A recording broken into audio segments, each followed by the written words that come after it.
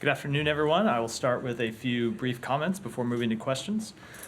Today, the Secretary determined that members of the Sudanese Armed Forces and the Rapid Support Forces have committed war crimes in Sudan.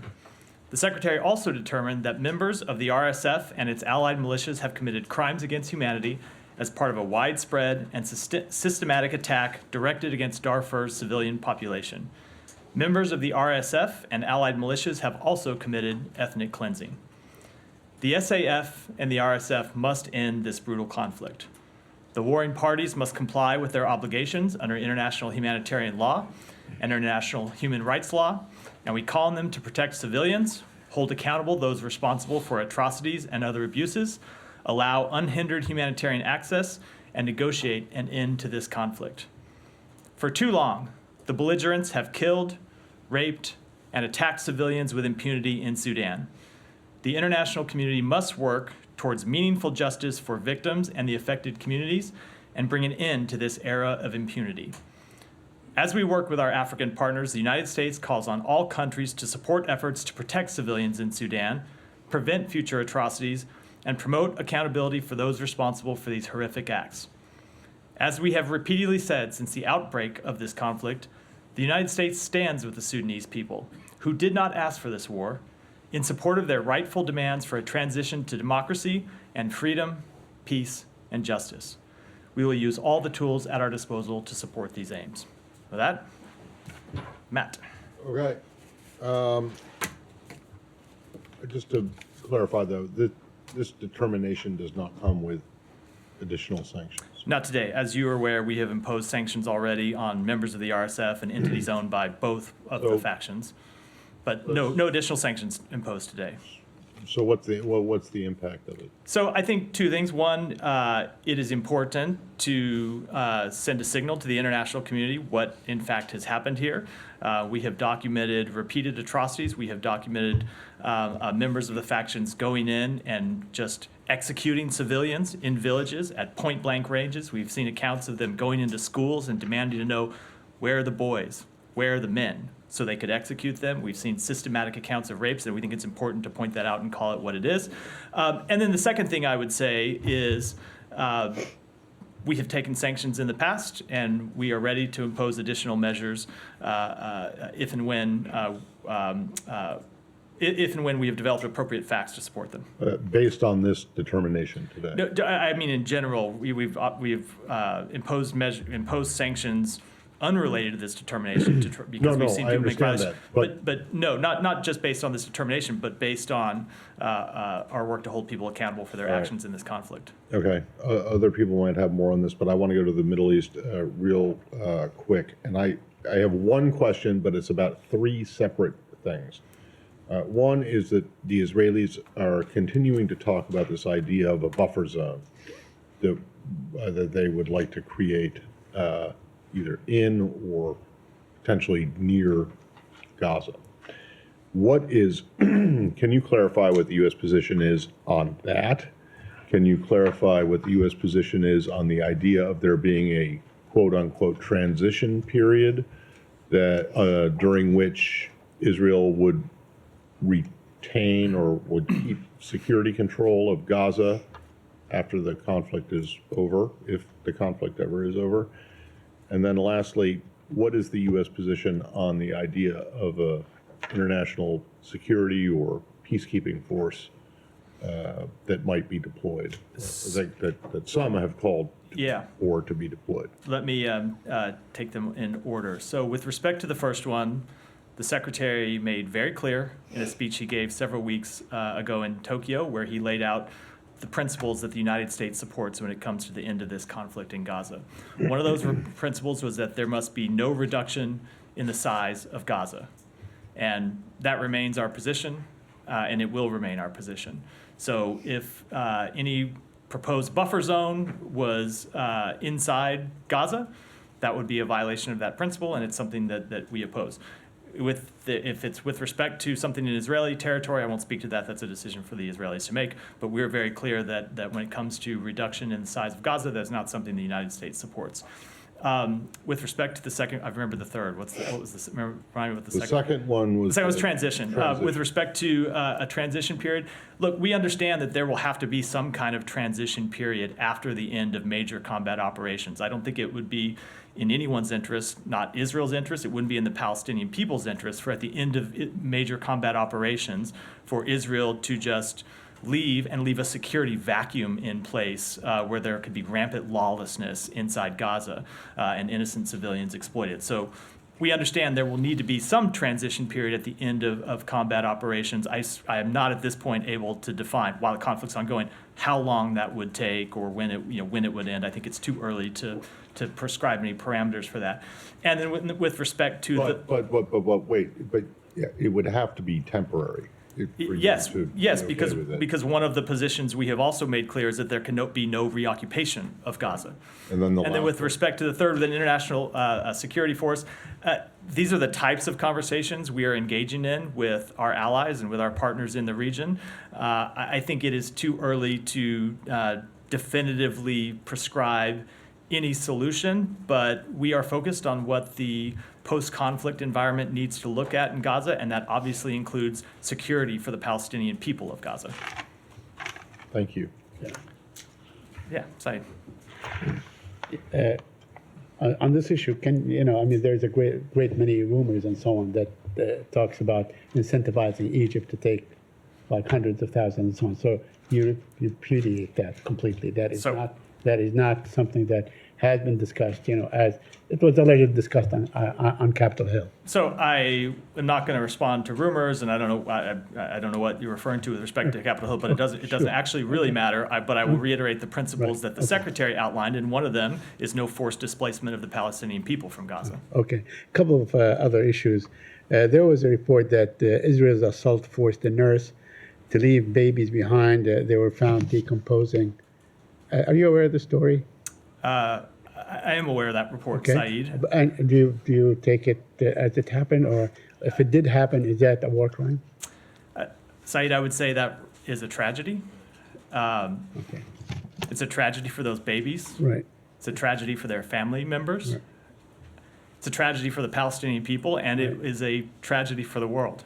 Okay. And it is why we have made clear that far too many Palestinians have been killed in this conflict, and that, of course, includes far too many Palestinian children and, of course, Palestinian babies. And it is why we have taken every measure we could to speak loudly and clearly to the government of Israel that it needs to do everything it can to minimize civilian harm, and it's why we have worked to try and move humanitarian assistance in. And it is also why I will say we have said that Hamas should stop hiding its fighters in hospitals. I'm talking about this particular incident. I know. It gets to the very difficult nature of this war, Right. And the immense human tragedy that has been inflicted on far too many people. But if it happened, it's not a war crime, or is it a war crime? So I'm never going to be able to make an assessment here. You saw us today make a conclusion about war crimes after a very deliberate fact-finding process where we then apply the facts to the law. It's not something I can do responding to a will the report. US do a fact-finding? Just please let me finish my answers before you interrupt. I will take all of your questions. Sure. It is not something I can do responding to a report from the podium. Okay, I understand, but would the U.S. consider sending a fact-finding mission like you did? We are in the middle of a conflict right now, an ongoing conflict. We monitor all of these reports, but I'm not going to speak to what actions we might take when we're still in the middle of major combat operations. And lastly, my last question, on Monday, when I asked you about, where should the Palestinians go, and you said there are designated UN centers to go to. Well, apparently the spokesperson for the United Nations, Stéphane Dujarric, whom you know, repudiated that yesterday, or refuted that. He said, let's be clear, there are no UN designated safe zones in Gaza.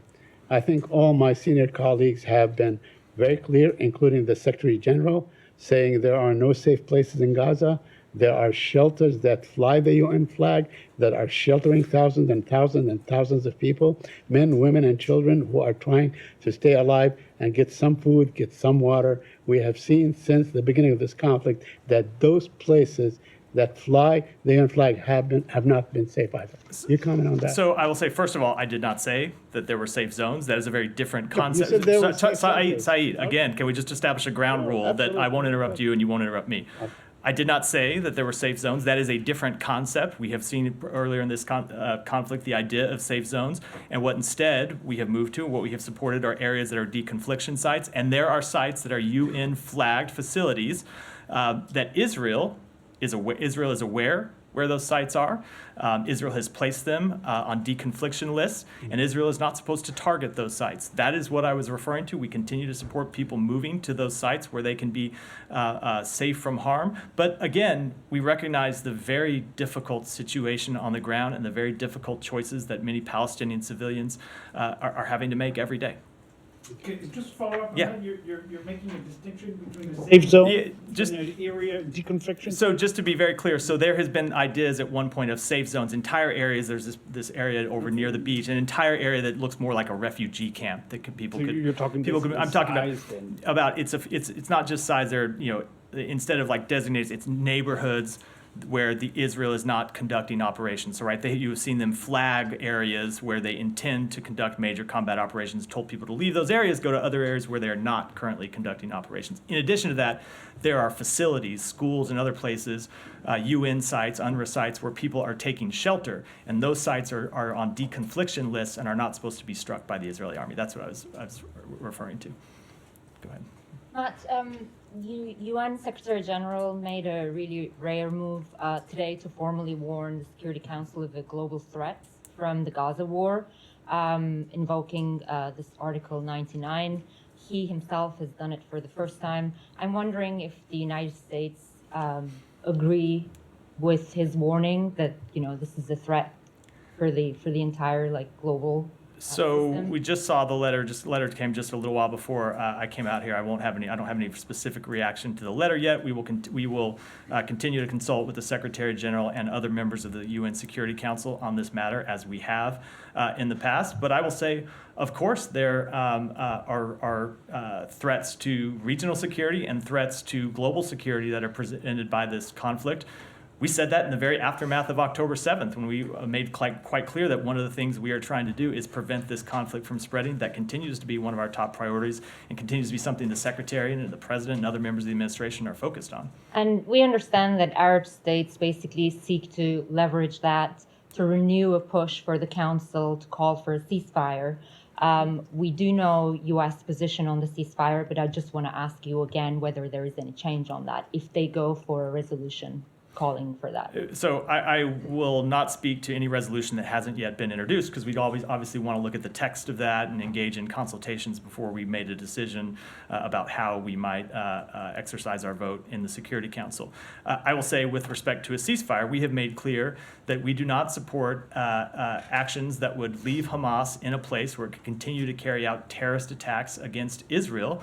We've also been clear that we support humanitarian pauses, especially if those humanitarian pauses can allow hostages to come out. The 7-day pause was incredibly successful with getting hostages out, with getting increased levels of aid in, and most importantly, or I shouldn't say most importantly, but equally importantly, allowing civilians in Gaza to move out of harm's way and move from one area to another. And we think pauses are important, and pauses should continue, and we would support further pauses. Right. A couple of more. So you said yesterday you guys have been in touch with the Israeli government to allow more aid in, to allow more fuel. But I mean, when we look at what's happening today, it looks like the public order is completely breaking down. There's full chaos, and UN is warning that its operation is in no shape to be able to deliver this aid to the people. So do you guys have a solution for that, or how are you trying to overcome that? Is that something that you're discussing with the Israeli government? We are discussing it with the United Nations agencies on the ground. We're discussing it with the government of Israel. It is the focus of Ambassador Satterfield's work. I can tell you, I talk to him all the time and hear the incredible amount of focus he's put on trying to improve the situation on the ground. And it's the same thing that you see the Secretary and other members of the administration engaging in. So it is something we're focused on. And I will say, when I say focused on, it's not just on increasing the amount of aid that comes in, but improving the ability of aid workers inside Gaza to then deliver that aid to the people who need it most. Just one more, sorry. I saw that there's reporting about Kerem Shalom opening.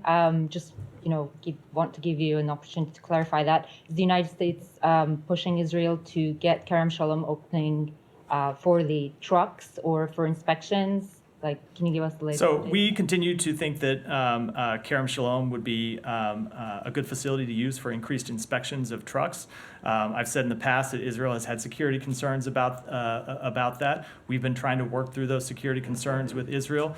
I don't want to get too much into the specifics of those conversations, but all of these issues you raise are things that we are talking about them with them directly.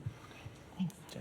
Amnesty International put out an investigation saying that U.S.-made weapons were used by Israel in strikes that killed nearly 4 dozen civilians. Do you have a comment on this investigation? So we are reviewing that report. As the President and Secretary have said on multiple occasions, it is a tragedy anytime a civilian is killed. We have made clear in our discussions with Israeli leaders that we are deeply concerned about the protection of civilians in this conflict. We expect Israel to only target legitimate targets and to adhere to the laws of armed conflict. That includes taking measures to reduce the risk of harm to civilians. I've talked before about the very real challenges that Israel faces because Hamas uses civilians as human shields.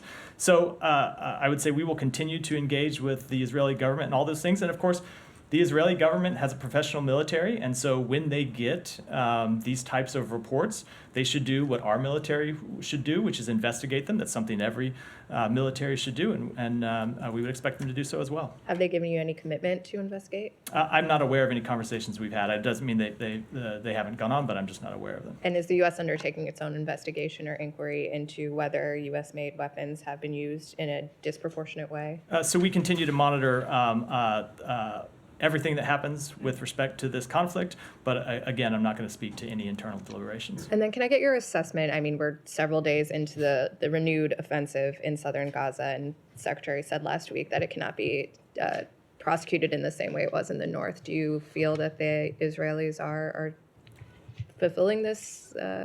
So again, I think we are still at an early stage of this part of the conflict, in southern Gaza.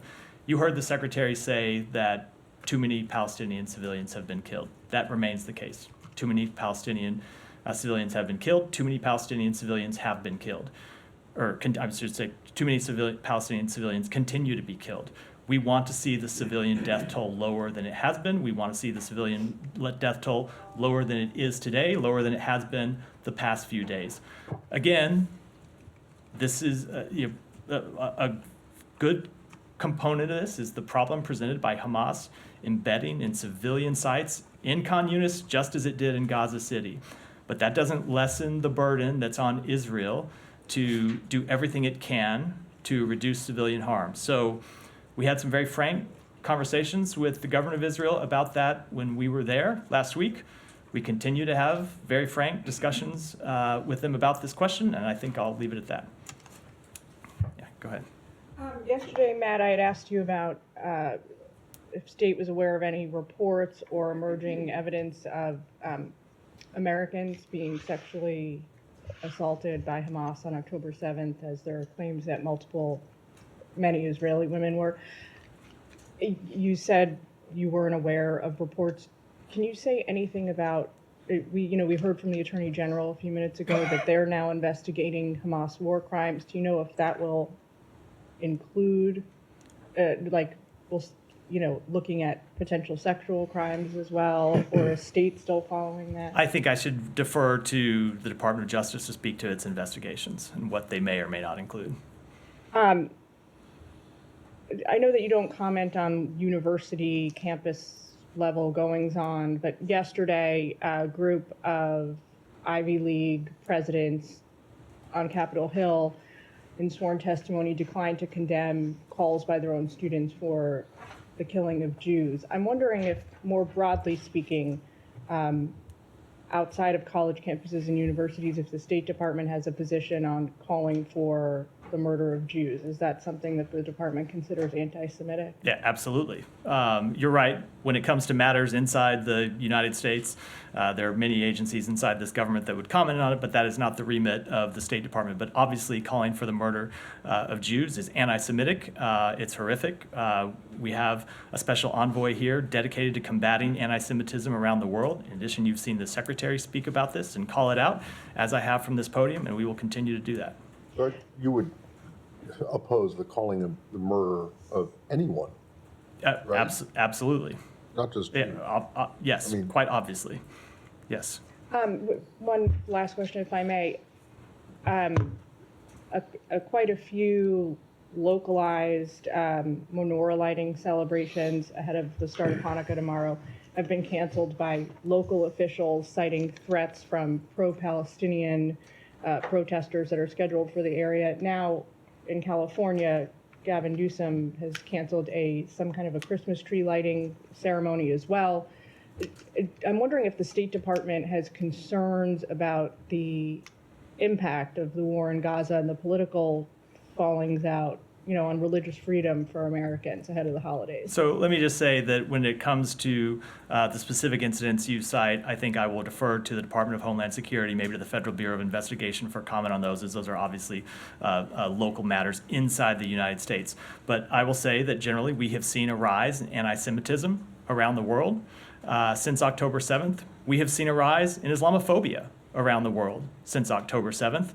And we will continue to do everything in our power to call that out when we see it, to make it clear it is objectionable, and to align our policies to fight it wherever we can. Thanks. Leon, go ahead. If I may come back to Sudan, I have a hard time understanding. You've taken months to make the determination that there were war crimes and even crimes against humanity regarding the FSR forces. And you come out and give the statement and all that, but you don't announce any sanctions. And you haven't, the sanctions that have been in place have not hit the highest level. So I have a hard time understanding how at the same time you come out, make the determination, and don't come with something more forceful in terms of sanctions. And then aside from that, just if you know, are there any, as of now, are there any ongoing talks? There were the Jeddah talks, but that was months ago or what have you. Is there anything ongoing in terms of U.S. involvement with the two parties? So I will say we have imposed sanctions in the past, and just because we are not announcing sanctions today does not mean we will not impose additional measures in the future. I will also say I think it's important that the United States speak with moral clarity about what we see happening and what we can document, and that's what we've done here. And we think there's real value in that, and we'll continue to do it. And then I'll say with respect to the talks in Jeddah broke down because both parties, the SAF and RSF, repeatedly refused to adhere to the commitments that they made at those talks. So what we will do is continue to work with our partners in the region to make clear that there can be no military solution to this conflict, to make clear that civilians continue to suffer multiple atrocities, and to try to continue to work with our partners in the region to bring an end to the conflict. But ultimately, that takes the two parties coming to the table, and not just coming to the table, but adhering to the commitments that they make, and so far that they have been simply unwilling to do that. So right now, there are no talks whatsoever. There are no talks whatsoever, but we would always support talks that would lead to an actual breakthrough, and as I said, the parties adhering to the commitments that they make. Shall. Yeah. Israeli Defense Minister has said today to mayors and heads of councils located in the border with Lebanon that their communities will not be returned home until Hezbollah is driven north of the Litani River. He added that the best option for Israel is to reach a diplomatic solution or arrangement. If it doesn't succeed, Israel will act with all the means at its disposal to push Hezbollah by military actions. What's your comment, and do you support such move? So I will say that one of the things that we have made clear from the beginning is that we don't want to see this conflict expand, and that includes expanding to the north of Israel. We do not want to see increased military activity between Israel and Hezbollah in northern Israel. There continues to be a very real problem, a security problem faced by the Israeli people, in that you have Israelis from southern Israel who live near Gaza who don't feel safe because of ongoing rocket attacks. Never mind the events of October 7th, but the ongoing rocket attacks into their communities, and so they have relocated to elsewhere in Israel. You have people from northern Israel who don't feel safe to return to their communities because of the attacks that have happened, that have been ongoing by Hezbollah across the border. So it is a very real security problem that the Israeli public and the Israeli government faces. We want to see a diplomatic solution, as we have said, and we would oppose any widening of the conflict and urge Israel not to widen the conflict. What's the diplomatic solution? Again, we'll continue to pursue diplomacy. We have, I will say, been pretty consistent, and you've seen the Secretary focus on this in his travels around the region and trying to keep the conflict from expanding from, as I said, in northern Israel, in the West Bank, to involve other countries. I don't want to get into all the details, but that will continue to be the focus of And our efforts. do you support the changing rules of the UN Security Council 1701? I do not have any new announcements about new Security Council resolutions or changes to announce today. Shannon, go ahead. Thank you. There's a lawsuit filed in federal court alleging that the State Department has treated Israeli Americans and Palestinian Americans inequitably when it comes to evacuations from around the conflict zone. Do you have a response to that broad statement, that broad claim? I've seen the lawsuit, but as always with ongoing litigation, I'm going to refer to the Department of Justice for comment. And is it still the case that the State Department is aware of more than 1,000 individuals, and including around 350 American citizens who are still waiting to evacuate from Gaza? And is it doing anything to speed up that kind of trickling pace? So we have seen a number of American citizens and their family members and legal permanent residents coming out in the past few days. We now have gotten over 1,100 American citizens and family members out through Rafah, and we continue to work with the government of Israel, with the government of Egypt, to try to get more Americans out. We have a number of Americans who are on the list, who are cleared to leave, who have not yet left. We'll continue to try to get them out. And with respect to the numbers that remain, is a little under 1,000 that remain, with about 350, 370 of them being American citizens. But I will note that that number fluctuates. You've seen times where, despite us getting more people out, the number remaining goes up because there are Americans who are in Gaza who identify other family members that want to come with them.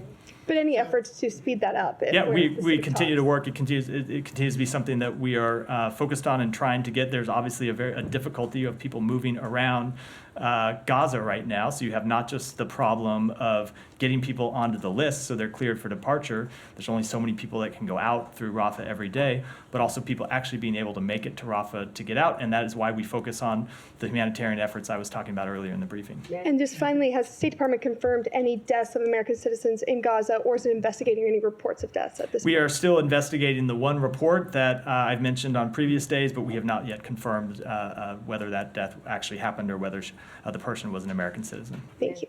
Go ahead. I have a question about the post-war Gaza option. Both the Secretary and yourself have mentioned a revitalized Palestinian Authority.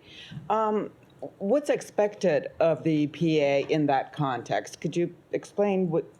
There are a number of additional measures that we think the Palestinian Authority could take in terms of cracking down on corruption, in terms of increased engagement with civil society. We had a very open discussion with this, or I should say the Secretary had a very open discussion about this with President Abbas when he was in the West Bank next week. And in addition to that, revitalizing and increasing the capability of the PA security forces. If you envision in the post-conflict environment, as we do, Gaza and West Bank that are united under Palestinian Authority leadership, you would need to see an increase in the capability of the PA security forces. So it's those types of reforms and increases in capabilities that we have in mind. Okay, I have a question on Iran as well, if there's no other. Go ahead. No, Okay, people can thanks. still we can come back. It's not a it's not a hard turn. We don't. In response to a class action suit in Iran with regards to the elimination of the former Quds commander, Qasem Soleimani, a court has decided that the U.S. should pay $5 billion. Any comments?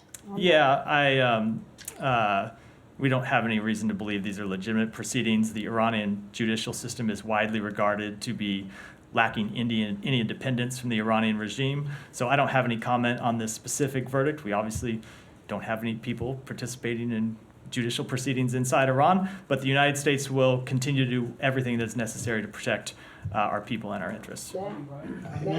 Yeah, go ahead. I'll come back to you, Janet. Go ahead. Thank you. Do you have anything to say on the Secretary's meeting with the members of Arab League and the Organization of Islamic Cooperation on Friday? What does the Secretary expect from the meeting, and what message he has, especially in response to their call for a ceasefire? So I don't want to telegraph too much about that meeting 2 days before it happens, but obviously these are counterparts with which he has had a number of engagements since October 7th. You've seen him both in his trips to the region and at a meeting in New York, engage with counterparts in the region, as well as a number of phone calls that we've read out the specifics of over the past 2 months. So he will continue to engage with them about what we can do to get increased humanitarian assistance in. He'll continue to engage with them about how we can get hostages out. He will, of course, want to talk about the end of the conflict and lay out the principles that he laid out in Tokyo, as he did in a meeting he had in Dubai, and continue to talk with them about how we can move forward, prevent this conflict from widening, and ultimately find a solution in the long term that leads to the establishment of an independent Palestinian state. Yeah, thank you. Going back to the Iranian sanctions, Russia and Iran signed a declaration to counter the Western and also the U.S. sanctions. Does that declaration concerns you? Do you believe that this would have any impacts on your sanctions on both countries when we are talking about both conflicts in Gaza and Ukraine? So I will say we have long seen both Russia and Iran attempt to evade our sanctions, which is why you see us, with respect to both countries, at times announce both new sanctions and measures that we take to crack down on sanctions evasion. And today, Iranian IRGC announced that they seized 2 vessels with 34 foreign crew members in the Persian Gulf. Do you have any reaction and comments on that? And That do you they, think that, I'm sorry, that they what? That the Iranian IRGC, Revolutionary Guard Corps, they announced today they seized 2 vessels with 34 foreign crew members. Then do you have any comment and reaction to that? And do you think that the Iranian taking advantage of the situation in the Middle East? So we have seen them, I don't have any specific reaction to that report, but we have seen them continue to try to take advantage of instability and try to foment additional instability, which is why we have been quite clear with the Iranian government that they shouldn't do anything to add to instability in the region. It's why we've been quite clear with our partners in the region, anyone that can get messages to Iran, that they should deliver that message very clearly, and why you've seen us take steps to protect our interests in the region. If I may ask the last question, going back to a very old question in this room, are you still looking to go back to the JCPOA through diplomatic with Iran, or can you call the JCPOA a dead deal now? I certainly don't see that on the table. Go ahead. Danny, go ahead. Thank you. 2 questions on Russia, North Korea, and South Korea. It was reported that the North Korea transshipped 10,000 containers to Russia yesterday. And why can't the United States stop North Korea's weapons from continuing to be supplied to Russia? So we have made clear that we oppose the transfer of additional weapons from North Korea to Russia and oppose the transfer of weapons from Russia to North Korea. We have imposed sanctions on both of these countries, of course. When it comes to Russia supplying North Korea, not the issue you asked about, but the reverse side of this trade, we've made clear that it violates multiple United Nations Security Council resolutions, and we will continue to take actions to hold both of those countries accountable. Follow up one more question. And Russian President Putin wanted to restore relations with South Korea, and saying it depends entirely on South Korea. Do you think this is Putin's strategy to create a rift in U.S. and South Korea relations, or I don't think I have. I just don't think I have any comment on that. Alex, go ahead. Thank you, Mark. Speak to the Secretary's level of alarm following yesterday's interactions on the Hill. The reports that some senators, left the briefing, and I'm also asking because the Secretary just noted in his statement that today's package will, he mentioned, be one of the last security assistance packages we can provide to Ukraine without congressional approval. Can you unpack it, please, for us? I think the secretary found it to be a frank and candid exchange of views on the Hill, mostly between members of the Senate, not involving the administration. But as we made clear in the statement we issued today about the drawdown package, we have nearly exhausted the available security assistance that is available to Ukraine. It is urgent that Congress act to support Ukraine. It is urgent that Congress act to support democracy. The president spoke to this today. We continue to watch the actions on Capitol Hill, continue to watch the negotiations over things that are unrelated to support for Ukraine. You saw the president speak to this today and talk about how the plan that he has laid out with respect to border security. It's not an issue that the State Department deals with. I will just say from our perspective, it is an urgent priority to stand with Ukraine, especially as we enter this difficult winter when we know we will see increased Russian attacks.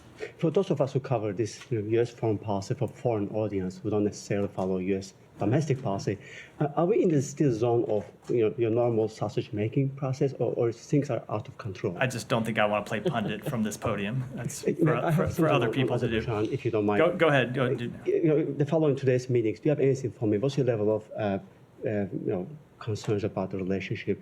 As the Secretary posted that he shared ideas for deepening bilateral cooperation and supporting peace, stability, prosperity in the region. I mean, that one sentence is doing a great deal of heaven. I haven't spoken to Assistant Secretary O'Brien since the conclusion of that meeting or had a detailed readout of it, so I don't have anything to add. Go ahead. Thank you. One question about the Abraham Accord and the normalization between Saudi Arabia and Israel. Do you think, or the State Department thinks that diplomatic relationship is almost dead? There is no any possibility that Saudi Arabia normalizes its relationship with Israel, or there is a possibility? My first question. Then, if you allow me, I will ask. Go ahead and ask the second one. The second one is that there are some reports and concerns that since the war broke between Israel and Hamas, some terrorist groups that belong to Al-Qaeda and some other groups moved out to some safe place that they think it's safe, like Afghanistan, to launch potentially some attacks against the U.S. interest in the region. So I just wanted to... These are reports that people moved from where? So from the Arab countries. Oh, from the Arab... yes. So I don't have any specific comment on that. Obviously, we take any threats to our forces very seriously. We take any threats to our interests very seriously, and we'll take whatever steps we need to protect our forces overseas and our interests. With respect to your first question, which I then forgot, remind me what it is. It was the relationship between Saudi. Oh yeah, Saudi. Yeah, of course, with the normalization question. So, look, we have made quite clear that we think further integration between Israel and its neighbors is in the long-term security interests of the region. It's in the long-term economic interests of the region. It would further peace and stability. But it's also no substitute for the establishment of an independent Palestinian state. So at the end of this conflict, you are going to see the United States focus, and we've already started conversations about this, not just on what the post-conflict period looks like, but trying to get on a path to the establishment of an independent Palestinian state. And hopefully, along with the establishment of an independent Palestinian state, would come further integration between Israel and its neighbors.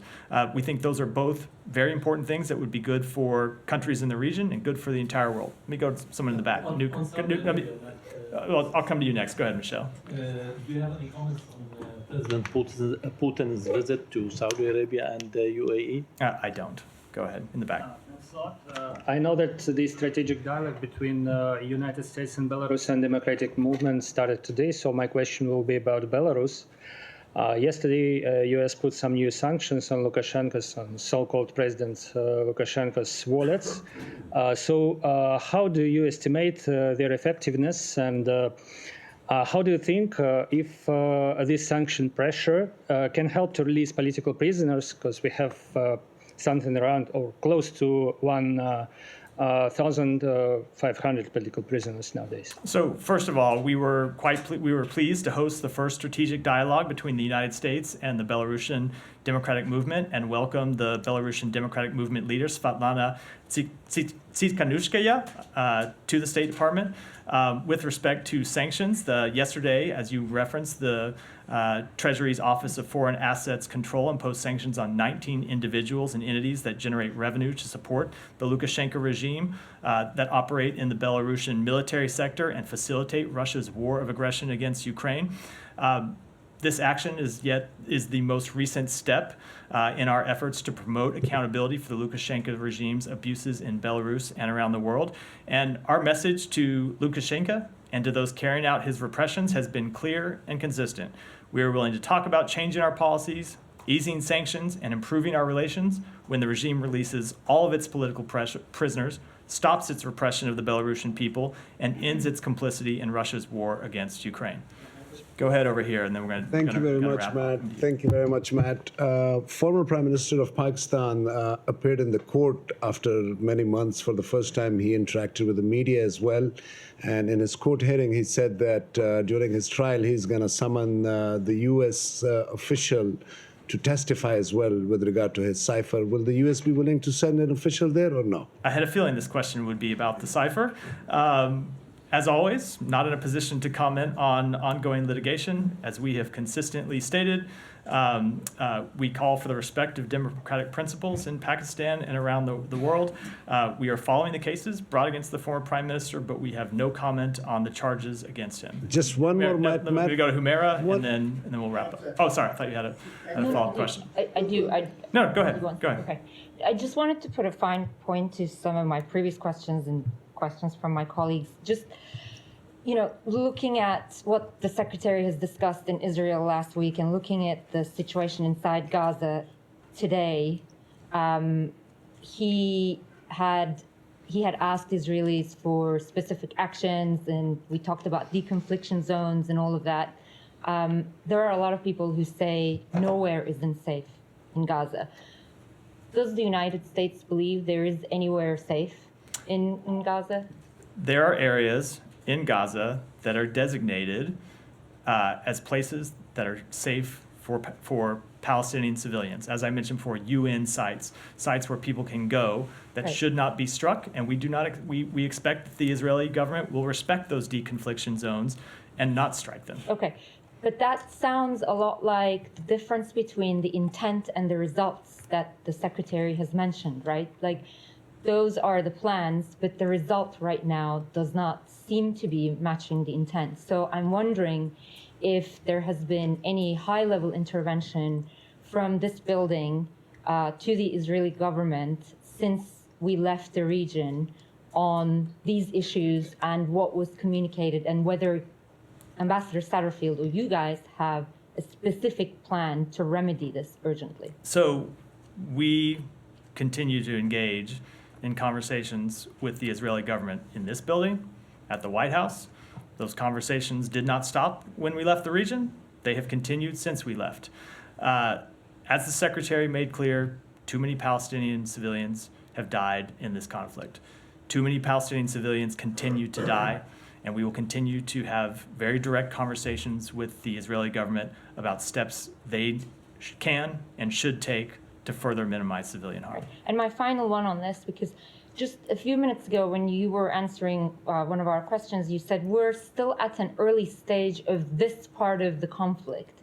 It sounds like you do know what's the next part of the conflict.